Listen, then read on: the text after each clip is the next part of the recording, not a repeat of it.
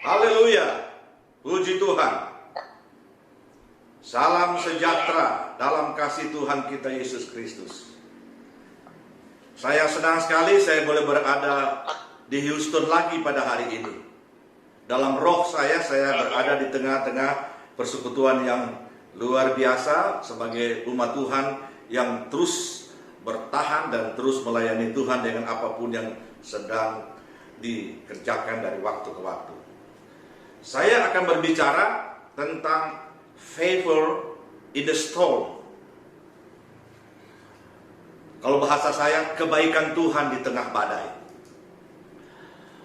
Mari kita buka Alkitab kita dan bisa kita baca dalam kitab Mazmur pasal 5 ayat 11 dan ayat 12. Mazmur pasal 5 ayat 11 dan ayat 12. Tetapi semua orang yang berlindung padamu akan bersuka cita. Mereka akan bersorak-sorai selama-lamanya, karena engkau menaungi mereka, dan karena engkau akan bersuka ceria orang-orang yang mengasihi namamu. Sebab engkaulah yang memberkati orang benar. Ya Tuhan, engkau memagari dia dengan anugerahmu seperti perisai.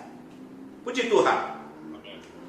Ini adalah sebuah pernyataan yang luar biasa yang disampaikan oleh pemazmur untuk memberikan suatu kepastian dan keteguhan hati bagi orang-orang yang percaya pada Tuhan. Bahwa kalau kita telah percaya pada Tuhan, maka kita sudah berada di dalam perlindungannya. Yang kita harus lakukan adalah mari kita terus bersukaria, bersorak-sorak, memuji-muji Dia selamanya.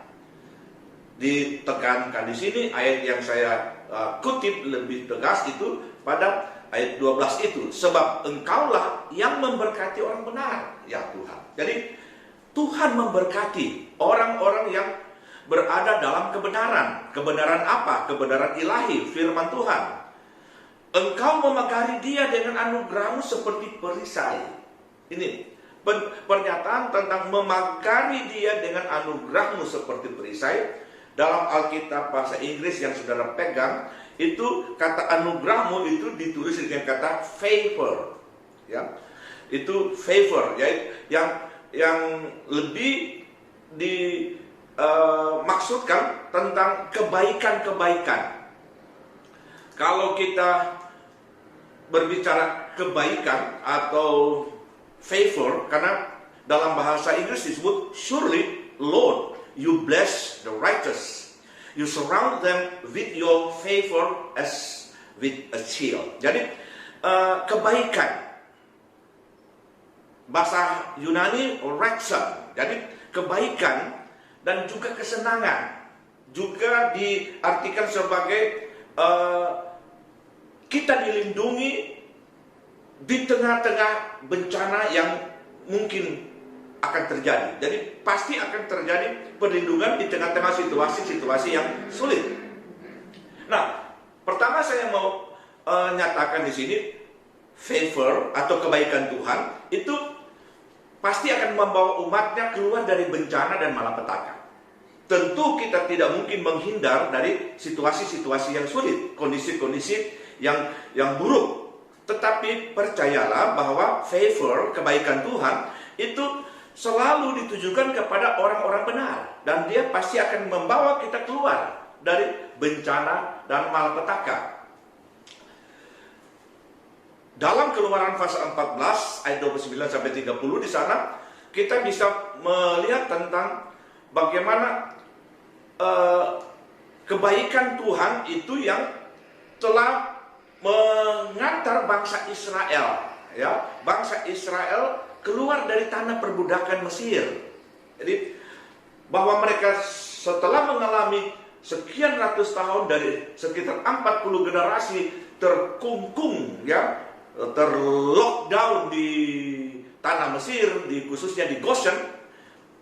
Kemudian Tuhan dengan kebaikannya meminta supaya Nabi Musa memimpin satu pergerakan besar keluar dari tengah-tengah situasi yang sulit yang dialami oleh bangsa Israel pada waktu itu untuk berjalan. Nah, dalam perjalanan mereka meninggalkan Mesir, mereka juga berhadapan dengan berbagai kondisi-kondisi yang memang cukup berat. Tiba-tiba mereka berhadapan dengan suasana yang dilematis, karena sementara mereka berjalan, mereka pikir bahwa mereka sudah merdeka, tapi Firaun mengejar mereka dari belakang. Mereka sudah berada di padang gurun dan tidak mungkin mereka bisa menghindar dari kejaran itu. Di depan mereka ada laut. Tapi kebaikan Tuhan kita lihat memberikan jalan keluar. Bahwa hal yang mustahil itu bisa dijadikan sesuatu yang ternyata tidak terlalu sulit bagi Tuhan untuk memberikan jalan keluar bagi bangsa Israel. Akhirnya laut terbelah, dan disitulah mereka berjalan di tanah yang kering. Dalam ayat 29 disebutkan, tetapi orang Israel berjalan di tempat kering dari tengah-tengah laut, sedang di kiri dan kanan mereka air itu sebagai tembok bagi mereka. Demikianlah pada hari itu Tuhan menyelamatkan orang Israel dari tangan orang Mesir. Dan orang Israel melihat orang Mesir mati terhantar di pantai laut. Nah, ini adalah sesuatu yang sangat luar biasa. Kalau Tuhan telah menyelamatkan orang Israel keluar dari tanah perhambaan Mesir, Tuhan bertanggung jawab untuk mengantar mereka terus sampai pada tujuannya. Walaupun mereka harus berhadapan dengan berbagai situasi-situasi yang berat. Nah, kalau kita mempelajari perjalanan bangsa Israel, maka berbagai kondisi yang sulit, berbagai bencana yang datang sebenarnya itu merupakan sebuah proses yang Tuhan sedang kerjakan bagi orang-orang Israel sebagai umat Tuhan untuk mengakui bahwa Allah yang membebaskan mereka adalah Allah yang berdaulat, Allah yang hebat, supaya pada waktu mereka nanti tiba di tanah perjanjian, mereka adalah orang-orang yang telah memiliki keteguhan hati dan sangat percaya kepada Tuhan. Memang kadangkala kebaikan Tuhan itu bisa menjadi sesuatu yang dilematis bagi kita.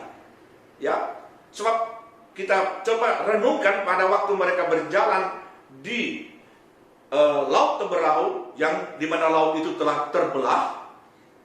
Mereka berjalan pada tanah yang kering, tapi pada waktu mereka melihat kiri dan kanan, mereka kemudian ada yang tentu merasa takut. Bagaimana kalau tiba-tiba ini tembok air ini tiba-tiba dia berubah dan akan menyatu kedua bagian air yang dibelah oleh Tuhan. Jadi itu merupakan sesuatu yang kadang-kala kita yang sudah ditolong oleh Tuhan, kita kemudian menjadi khawatir dengan berbagai hal yang terjadi di sekitar kita. Mereka bisa melihat tentang bagaimana ikan-ikan yang sedang berenang di dalam laut, mereka ada di bawah, dan itu adalah sesuatu yang sangat mengagumkan. Tetapi sekaligus bagi orang-orang yang tidak mau percaya tentang keajaiban kedaulatan Allah, itu akan beranggapan ini berbahaya kalau tiba-tiba situasinya menjadi berbeda. Atau kemudian ini air berbalik, kita akan tenggelam dan mati lemas. Tapi kalau Tuhan telah mengantar kita dalam sebuah perjalanan iman, maka Tuhan pasti akan menyertai kita. Bangsa Mesir dipimpin oleh, atau pasukan Mesir yang dipimpin oleh Firaun, itulah yang mengalami bencana karena mereka adalah orang-orang jahat, orang-orang yang tidak benar, orang-orang yang melakukan berbagai hal yang tidak diinginkan oleh Tuhan. Jadi orang yang akan ditimpa atau ditelan oleh malapetaka, oleh bencana, itulah orang-orang yang tidak sungguh-sungguh atau tidak percaya kepada Tuhan. Tetapi bangsa Israel, mereka kemudian berjalan terus dan tiba di seberang. Nah, kalau saudara membaca dalam Keluaran pasal 19, itu dalam ayat 45, bahwa perjalanan mereka itu tiba di seberang, itu dinyatakan oleh Tuhan sebagai sesuatu yang sangat mengagumkan, karena disebutkan di sana bahwa bangsa ini itu merupakan bangsa yang sangat dikasihi oleh Tuhan. Maka itu dalam perjalanan seperti mereka itu didukung di atas sayap burung nasar. ya di atas, ya didukung oleh burung nasar untuk berjalan dalam perjalanan yang begitu berbahaya dari Mesir dan sampai di Sinai. Itu adalah sesuatu yang sangat luar biasa. Maka itu saya ingin supaya kita percaya bahwa kalau Tuhan telah menyelamatkan kita, maka mari kita fokus kepada apa yang sebenarnya Tuhan rencanakan ke depan. Jangan fokus pada apa yang Anda lihat di kiri dan ada di kanan. Percayalah bahwa Tuhan yang telah mengantar saudara dimanapun saudara berada, berusaha, bekerja, di situ Tuhan pasti akan menyatakan keajaibannya. Karena Allah tidak akan meluaskan sesuatu bencana kalau Dia tidak punya rencana untuk kehidupan kita. Jadi hal-hal yang berkaitan dengan situasi-situasi yang sulit yang kita hadapi, itu ada rencana Allah yang besar. Saya juga percaya bahwa apa yang kita sedang hadapi sekitar 3 bulan terakhir ini, itu ada rencana Allah yang sangat luar biasa, yang sangat penting sekali untuk kita renungkan bersama. Tuhan berkata kepada orang-orang Yehuda, pesan itu disampaikan oleh Yeremia, ya, yang kita kenal, bahwa rancangan kamu itu bukan rancanganku. Rancangan aku bukan rancangan kecelakaan. Itu dalam Yeremia pasal 29 ayat 11 kan. Bukan rancangan kecelakaan, tapi hari depan yang penuh dengan harapan. Jadi kita perhatikan bahwa pada waktu itu orang-orang Yehuda itu ada di dalam bencana. Mereka seperti terkunci, ya, sebagai budak di tanah Babilonia. Mereka diseret dari Yerusalem, mereka kehilangan segalanya, mereka harus menyingkir atau disingkirkan sebagai budak dan dibawa ke Babel. Dan Tuhan berkata kepada mereka, aku tidak punya rencana mencelakakan kamu. Tentu mereka bilang, bagaimana tidak celaka, kami sedang berada dalam keadaan yang sangat malang sekali sebagai budak di tanah pembuangan Babel. Tapi Tuhan berkata, ada rencana yang luar biasa. Hari depanmu itu hari depan yang penuh dengan harapan. Tuhan bertanggung jawab terus kepada umatnya untuk menolong dan memberkati mereka. Maka itu kita lihat bahwa Israel dibawa terus oleh Tuhan. Dan Tuhan minta supaya mereka jangan sampai beranggapan bahwa Tuhan membiarkan mereka untuk berjalan. Padahal memang mereka sedang berada di padang gurun. Dari Sinai mereka akan terus berjalan. Tapi puji Tuhan, kita tahu bahwa Israel terus dituntun oleh Tuhan. Ada keajaiban. Pada siang hari, tiang awan ada di depan mereka. Pada malam hari, ada tiang api. Itu adalah pernyataan bahwa Tuhan tidak akan membiarkan orang-orang yang telah ditetapkan menjadi umat pilihannya. Tuhan Yesus berkata kepada murid-muridnya, aku menyertai kamu sampai pada kesudahan alam. Tuhan menyertai ibu bapak saudara sekalian yang ada di Houston, yang ada di Amerika, yang ada di Indonesia, di mana saja. Yang penting bagaimana kita membangun konstruksi iman dengan keyakinan dan kepercayaan yang kuat. Kita harus memiliki satu keyakinan sebagai gereja Tuhan. Tuhan mengaruniakan kepada kita otoritas ilahi untuk bisa menyelesaikan semua permasalahan. Karena Tuhan berkata, kamu akan beroleh kuasa kalau Roh Kudus turun ke atas kamu. Dan kamu akan menjadi saksiku. Jadi untuk kita bisa bersaksi, untuk kita bisa melayani, tentu kita kemudian akan berhadapan dengan situasi-situasi yang buruk. Seperti 3 bulan terakhir ini. Kita sedang berhadapan dengan kondisi-kondisi yang mengancam, ya, mengancam kehidupan banyak orang, sehingga banyak orang menjadi takut. Tapi mari kita percaya Tuhan menyertai kita, dan Tuhan sedang merencanakan hal-hal yang luar biasa. Kita sebenarnya kalau berhadapan dengan tantangan yang besar, itu artinya kita akan dibawa pada level yang berikut, pada next level. Bangsa Israel, ya, dari Mesir mereka berjalan keluar, mereka mendapat tantangan di mana laut berau menghadang mereka. Tiba-tiba berkat Tuhan, laut itu terbelah. Mereka kemudian beralih dari tanah Mesir dan masuk ke daerah seberang di Sinai.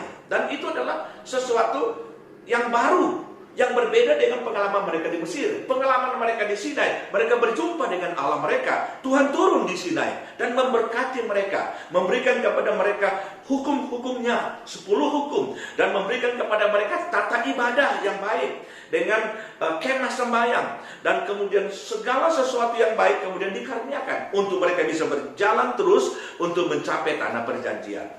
Jadi kita lihat tentang kebaikan Tuhan itu akan membawa kita keluar dari problem dan masalah dan menuntun kita kepada tujuan akhir sebagaimana yang Tuhan kehendaki.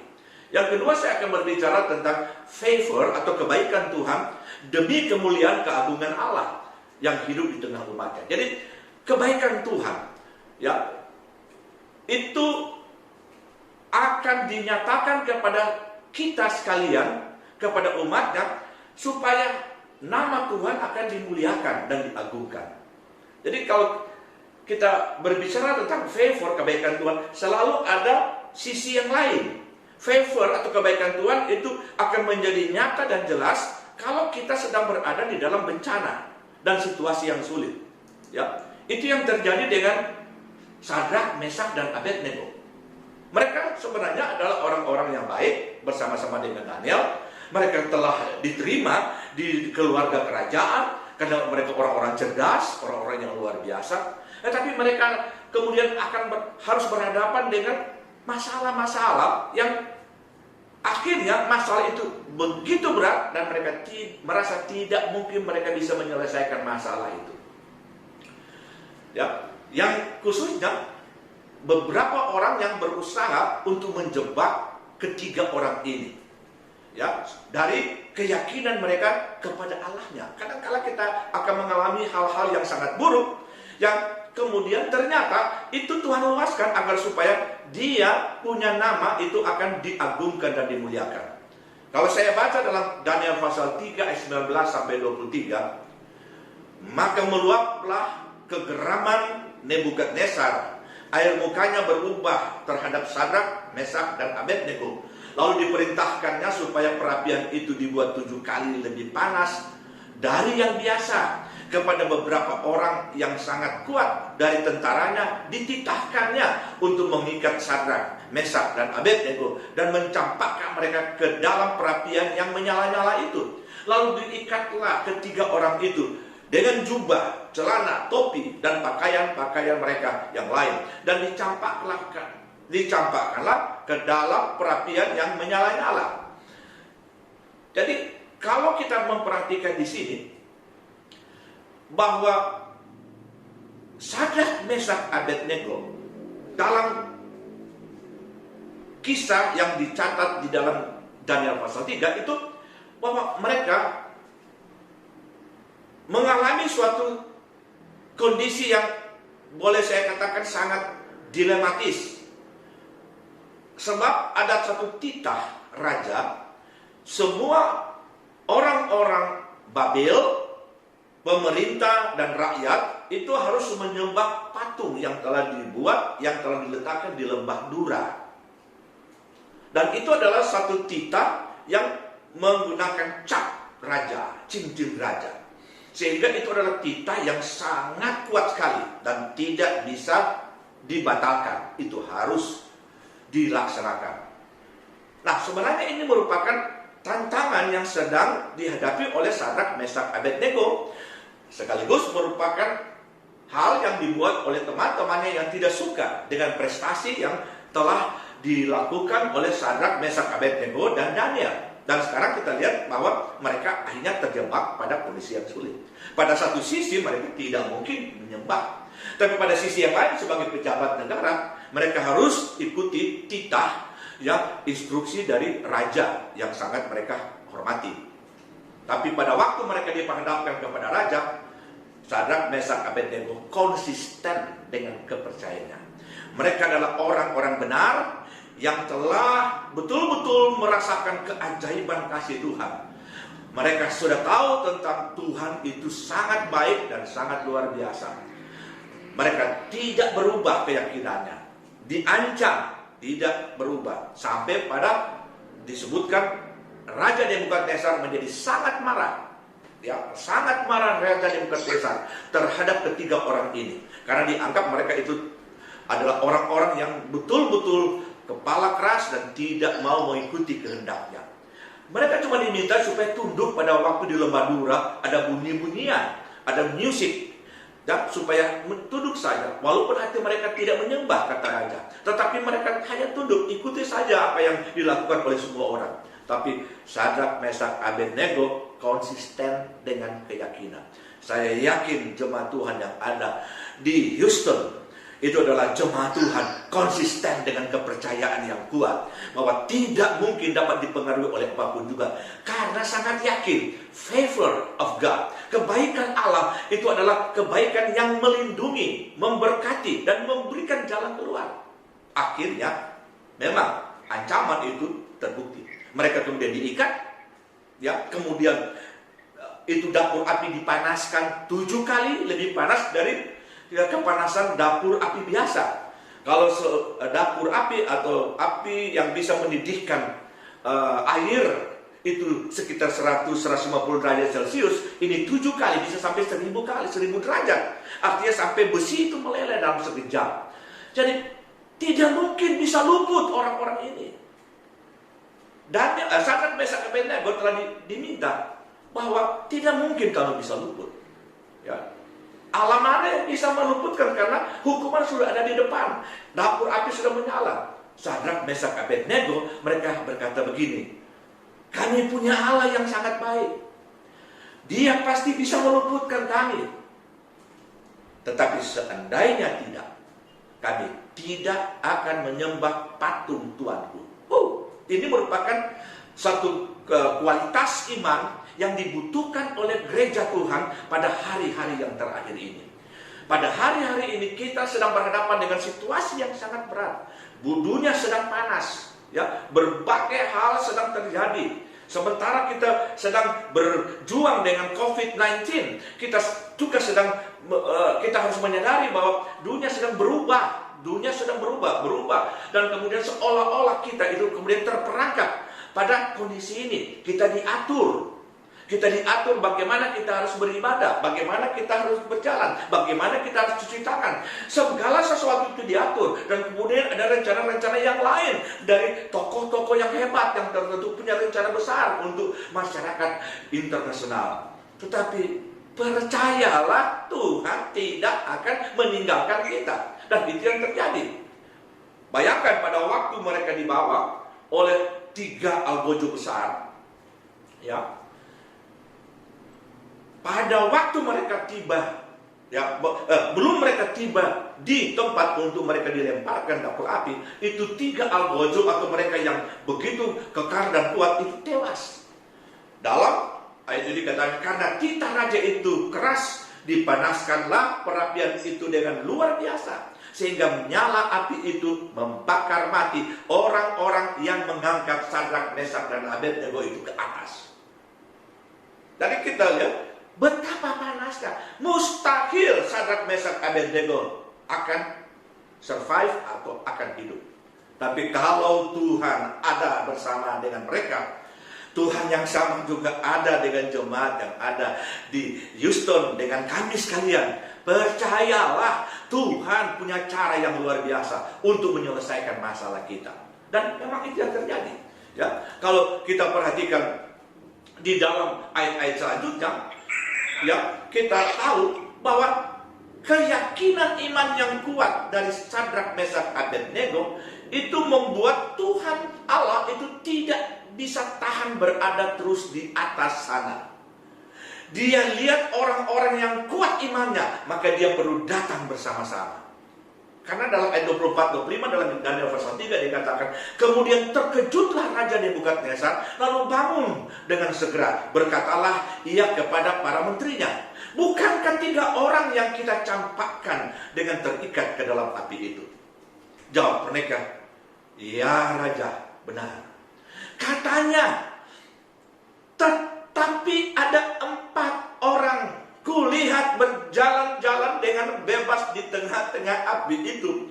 Mereka tidak terluka. Dan yang keempat itu rupanya seperti anak dewa. Haleluya. Kita yakin Tuhan sedang beracara untuk kita di tengah-tengah situasi yang paling sulit yang mungkin sedang kita hadapi pada hari-hari ini. Saya yakin Tuhan pasti beracara dengan orang-orang yang memiliki kualitas iman yang sangat prima. Dan kemudian kita melihat bagaimana Tuhan turun di sana. Karena Nebukadnezar bilang, tadi cuma 3, sekarang 4. Ya, tanpa ada 4 itu juga sudah luar biasa. Sebab Al-Ghazal mati sebelum tiba di api. Tetapi Sadrak, Mesak, Abednego justru sedang menyanyi, memuji Tuhan, berkeliling di dalam dapur api. Dan beserta dengan mereka Tuhan dalam bentuk seorang yang sangat luar biasa yang dilihat oleh Raja Nebukadnezar. Jadi kita melihat Tuhan mendampingi orang-orang yang beriman di tengah-tengah situasi dan bencana yang paling buruk sekalipun. Jadi jangan takut. Kalau sebagai orang percaya, kita adalah orang-orang yang pasti akan mengalami hal yang sangat ajaib. Kenapa itu kemudian harus terjadi kepada ketiga orang ini? Itu jawabannya pada ayat 28 dalam Daniel pasal 3 tadi. Berkatalah Nebukadnezar, terpujilah Allah Sadrak, Mesak, dan Abednego. Ia telah mengutus malaikatnya dan melepaskan hamba-hambanya yang telah menaruh percaya kepadanya dan melanggar titah raja, dan yang menyerahkan tubuh mereka karena mereka tidak mau memuja dan menyembah Allah manapun kecuali Allah mereka. Oh, mari kita terus menyembah dan memuliakan Tuhan. Kita sedang berhadapan dengan hal-hal yang luar biasa. Saudara-saudara di Amerika, saya tahu bahwa saudara sedang berhadapan dengan hal-hal yang buruk secara politik dan kemudian di dalam kehidupan umum yang lain. Kita sedang berhadapan dengan hal-hal yang sulit. Tetapi mari kita membangun kualitas iman, tetap mengandalkan Tuhan, karena kita percaya Tuhan akan membela, meluputkan kita. Karena dengan keluputan, dengan survive-nya kita, nama Tuhan itu dipuji dan dimuliakan. Karena itu kita tahu raja kemudian memberikan kedudukan yang tinggi kepada Sadrak, Mesak, Abednego di wilayah Babel, menjadi bupati-bupati dan gubernur di wilayah Babel. Tuhan akan membuat kita naik pada next level. Nah, level yang berikut setelah situasi COVID-19 ini, saya percaya orang-orang yang terus konsisten dalam imannya akan melihat bahwa apa yang akan kita lakukan itu akan lebih baik dari waktu-waktu yang sebelumnya. Karena Tuhan melihat hati kita yang total dan sungguh-sungguh. Yang ketiga, yang terakhir, favor itu kebaikan Tuhan merupakan jaminan kehidupan untuk kita diberkati. Kebaikan Allah di negeri yang kering. Jadi ada kisah yang kita bisa lihat dalam Kejadian pasal 26 ayat 3 bahwa Ishak itu dengan keluarganya merasa bahwa mereka dalam kondisi yang sangat berbahaya. Dia tahu bahwa kalau dia tetap tinggal di tempat itu, di tempat mereka, maka mereka itu akan mati kelaparan. Jadi dia berencana untuk pergi ke Mesir karena dia dengar bahwa di Mesir itu banyak makanannya. Ya. Tetapi dalam ayat 3 dalam Kejadian 26, Tuhan berkata kepada Ishak, tinggallah di negeri ini sebagai orang asing, maka aku akan menyertai engkau dan memberkati engkau. Sebab kepadamu lah dan kepada keturunanmu akan kuberikan seluruh negeri ini, dan aku akan menepati sumpah yang telah kuikrarkan kepada Abraham ayahmu. Jadi dari bagian pertama dan bagian kedua kita mendapat satu penegasan bahwa kebaikan Tuhan itu sama dengan penyertaan Tuhan. Tuhan akan terus menyertai kita dalam kondisi apapun. Tuhan akan menyertai dan memberikan kita kesanggupan dan kemampuan untuk berhadapan dengan kondisi-kondisi yang terburuk sekalipun. Sekarang Ishak itu berhadapan dengan kondisi bahwa keluarganya akan sangat kelaparan, masyarakat sekitar akan kelaparan. Tapi Tuhan bilang, tetap tinggal di sini karena aku menyertai kamu. Jadi kita lihat, kalau kita bersama Tuhan, walaupun kondisi itu begitu kering, begitu hambar, tidak ada sesuatu yang diharapkan bisa menolong kita, percayalah kalau Tuhan ada, Tuhan akan menyelesaikan segala sesuatu dengan baik. Karena kita harus tahu bahwa God never be limited by your condition. Ya, kita tidak bisa, ya, kemudian dengan kondisi situasi kita pikir bahwa Allah tidak bisa menolong kita, tidak bisa melakukan sesuatu. Dalam ayat 12 dan ayat 13, apa yang dilakukan oleh Ishak di suasana yang kering? Disebutkan, maka menaburlah Ishak di tanah itu, dan dalam tahun itu juga ia mendapat hasil 100 kali lipat. Sebab ia diberkati Tuhan. Haleluya. Kita lihat sesuatu yang terjadi. Orang-orang di sekitar itu takjub dan heran. Kenapa ini orang ini Ishak ini menabur, padahal suasana kondisi tanah pada waktu itu sangat kering. Tidak turun hujan beberapa bulan, kering sekali. Mustahil itu bisa terjadi. Tapi haleluya, Tuhan ada bersama dengan Ishak.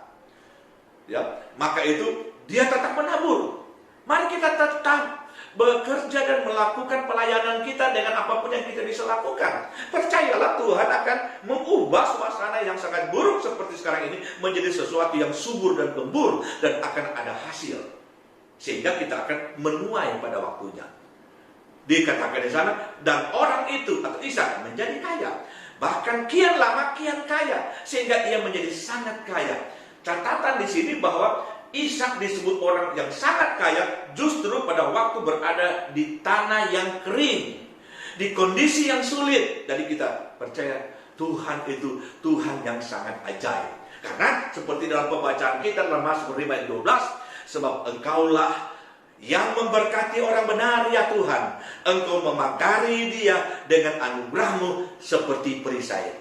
Teruslah dalam keyakinan dan kepercayaan jemaat Tuhan. Teruslah berdoa. Teruslah yakin bahwa Tuhan menyertai dengan ibu bapak saudara sekalian. Apapun yang terjadi yang saudara hadapi, teruslah berjuang dalam iman dan kepercayaan kepada Tuhan.